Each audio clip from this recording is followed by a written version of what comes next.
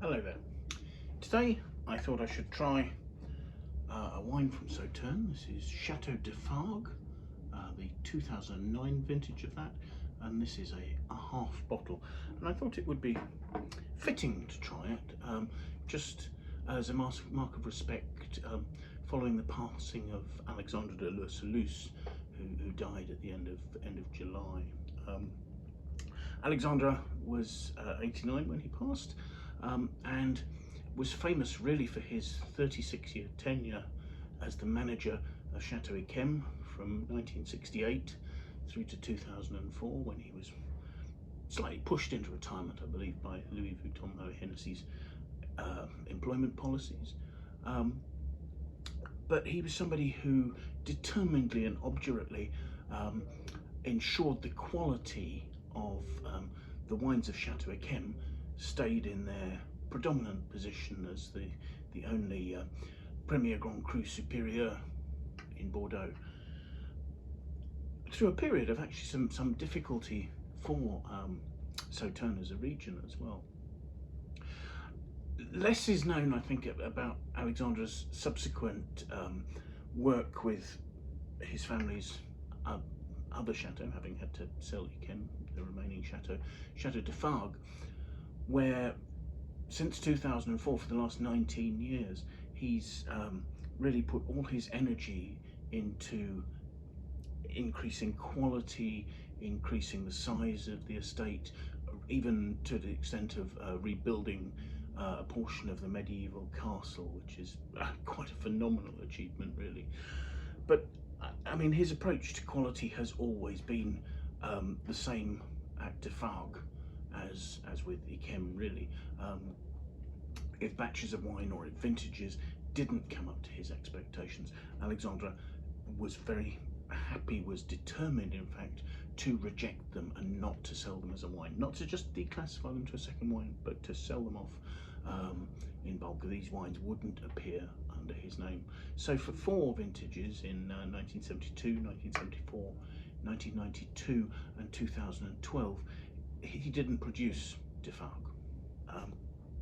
I should perhaps say a little bit about the chateau here. De Fargues, compared to Yquem, which has a large area of vineyard, is actually a slightly larger estate, but only about 10% of the surface area is planted to vines. The rest is on soils that aren't as suitable and therefore are used in other sorts of agriculture. De Fargues, a very historic estate. It's been in the Lur Saluces family since 1472, when it came as part of a marriage settlement. But actually the estate here was built, the castle building of the castle was commenced by Guillaume de Fargues in 1306. So it's a real medieval castle, the ruins of which are still on the site, and which, as I say, have been partially restored as through Alexandre's hard work there. At the same time as enlarging the vineyards at de Fargues, ensuring that quality was maintained there. He's also built new cellars there, and the equipment for winemaking is absolutely first class. So I'm very much continuing exactly the same, as I say, approach to quality that was seen applied to the making of Yquem, being applied in de Fargues, a really uncompromising approach. I mean, there's an extent to which de Fargues in the past might have been seen as, some people would label it as junior Yquem. I think today it now has its own character, and I think is regularly seen as one of the star performers of the Sauternes region in terms of its quality year on year, and the consistency of that quality, and the clearness of its style. So the estate here didn't actually start making wine seriously until 1922, and at that stage Alexandre's uncle Bernard, whom he took over from both at de Fargues and Yquem, was making red wines. It wasn't until 1943 that they produced their first sweet wine at de Fargues, and for that reason de Fargues is not classified under the 1855 classification, because it was an estate involved in other kinds of agriculture at the time that classification was made. The soils here are a blend of sands, clay and gravel. I think they're slightly lighter than those of Acclaim on average, with less of a sort of a clay component. There is a gentle rise in the land. It rises to 78 meters above sea level, but you know, it still gets good humidity from morning mists coming from the Séron river. As part of the commitment to quality, part of the key to making good Sauternes is to pick only the ripe fruit, and as a result the pickers will go through the vineyard in successive, what they call trees, passes through the vineyard, selecting out only the botrytis affected fruit. And that's quite important because particularly the earlier ripened fruit often has better acidity, and so that needs to be picked out at a stage when that can be utilised. For this particular wine, I believe they performed 3 trees, the first of those coming on the 28th of September and carrying on through until the 19th of October. And certainly the weather conditions were very warm. There's a note, they say that the pickers were able to wear t-shirts in the vineyards up until the 6th of October, and then after the 19th there was rain, and that prevented the fruit from being usable after that because the rot became grey rot. In the cellar, pressing is done very gently. You're using a pneumatic press. You're selecting the right pressing fractions. I mean, for instance, the last pressings of Sauternes are some of the best because they have the most flavour, the most weight, richness and intensity, and that's sort of the opposite to if you're making a dry white wine or champagne or something like that, where actually the first pressings are normally the key to making a good wine. The yields here are absolutely tiny.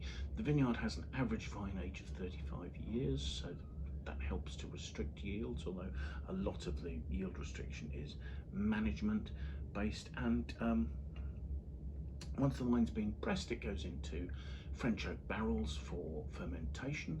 There's a high proportion of these barrels are new French oak. In fact, I'm not sure, this might be 100% new, because after 2004, when the connection with Acclaim and the through the fact that the Lur Saluces family was broken, there's not the availability of second year wine barrels.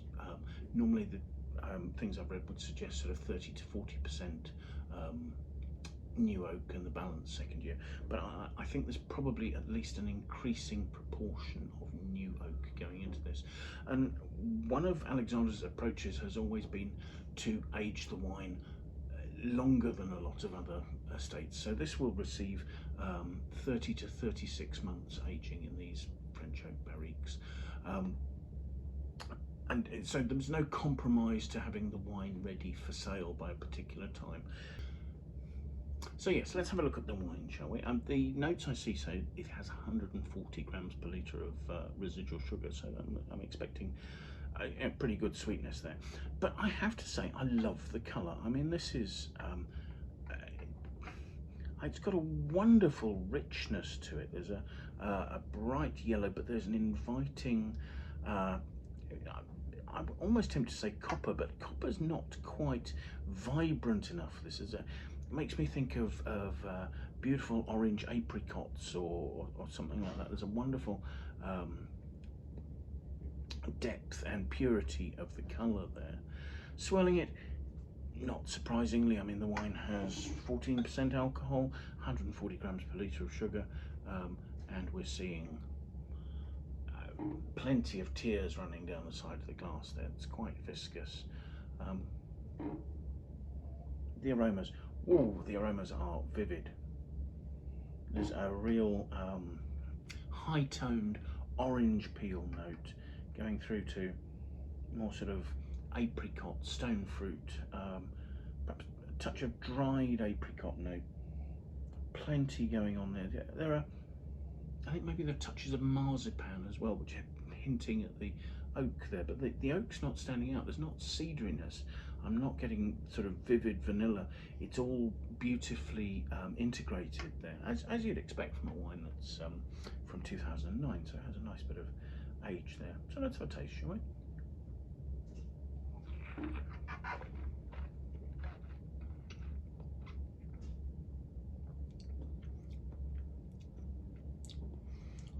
On the palate, again, the integration's fantastic.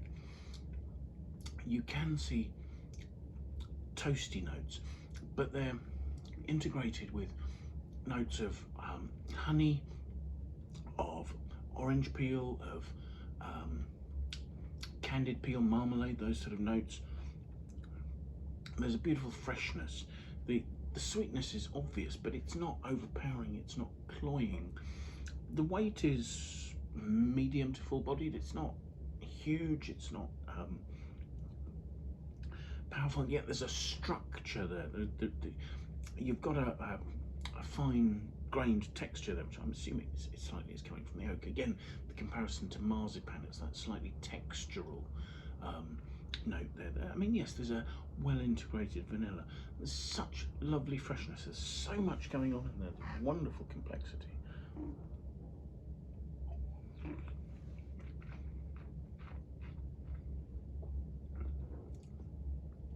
And the alcohol is balanced enough, or rather maybe there's enough fruit to overcome the alcohol, so that towards the end you've got this lovely fresh citric note with a touch of, I wouldn't say burned sugar, but there's a lovely sort of muscovado sugar sort of note in there. Very, very clean. This isn't a wine that finishes at all sticky.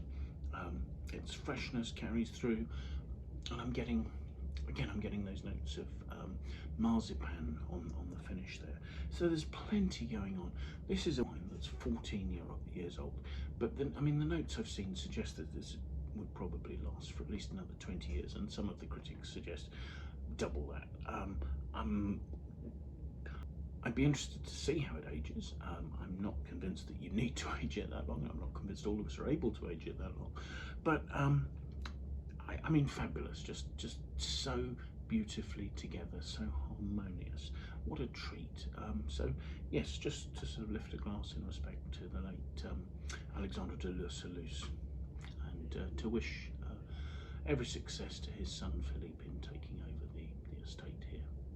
Thank you for joining us. Do please like and share, and most importantly, do join us again for another tasting soon, won't you? Bye now.